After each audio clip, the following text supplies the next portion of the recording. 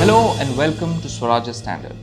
Now, I wouldn't be breaking any big news to you by saying that India is seriously interested in the electric vehicles business. And I mean really serious.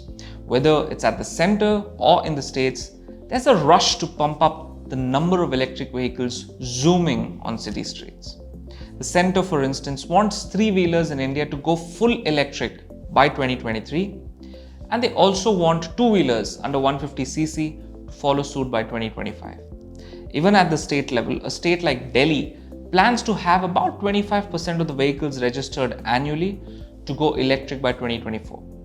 And it's no surprise that Delhi would look in that direction given how the capital reels from dangerous levels of pollution.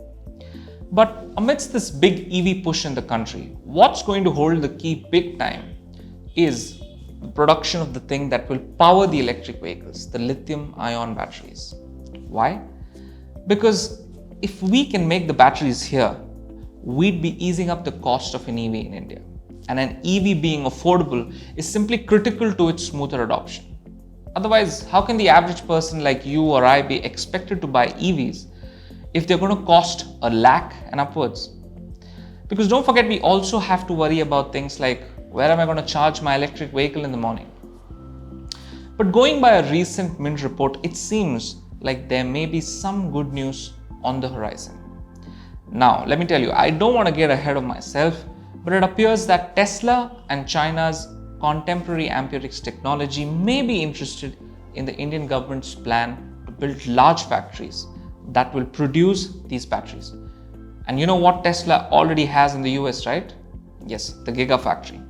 Even in India, the plan is reportedly to set up 50 gigawatt-hour factories in line with the Tesla Gigafactory in Nevada, which is huge, given that, according to the Mint report again, each gigawatt-hour of battery capacity can power 1 million homes for an hour and around 30,000 electric cars.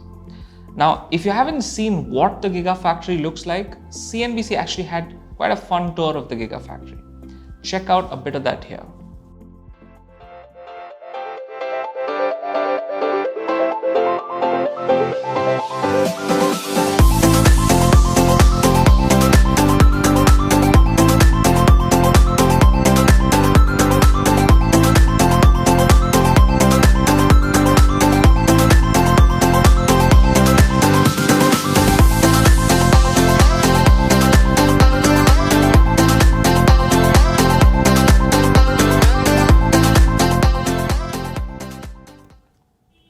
Now imagine having that in India. But lest you think that it's only the fascination of having a cool and funky science lab that drives my interest here, which frankly it does, there's plenty to gain for India from having these battery factories. Now, one is the more obvious advantage. We can make a serious dent on the rising levels of pollution. That will be possible with the manufacturing batteries in-house and the consequent rise of electric vehicles. But there's also the issue of India's import of crude oil. India is the third largest importer of crude oil, which doesn't really help our economy. And not just that, as the cost of lithium-ion batteries fall worldwide, India has a huge market that it can tap into. One that is currently dominated by, no, not the US, despite the Gigafactory and all that, it's actually China. The country is home to 73% of the 316 gigawatt-hour of global lithium cell manufacturing capacity as revealed by Bloomberg NEF analysis. And you know where that's headed? Projected global capacity is set to rise to about 1200 gigawatt-hour by 2025. And why exactly wouldn't India want to have a big piece of that pie? I'd like to know. And maybe that's why this push now for the battery factories. Plus, remember that India had sort of missed the solar panel train by a bit. It was late on it. Just maybe this time around, it doesn't want to fall back on the battery business as well. But also lastly, it's down to India seizing the initiative on clean energy. Already with the US backing off its critical climate change commitments, the next leadership is yet to take hold. And as the West tries to grapple with the political and economic struggles that are currently straddling it, the world may just be looking towards India and China to take on the mantle.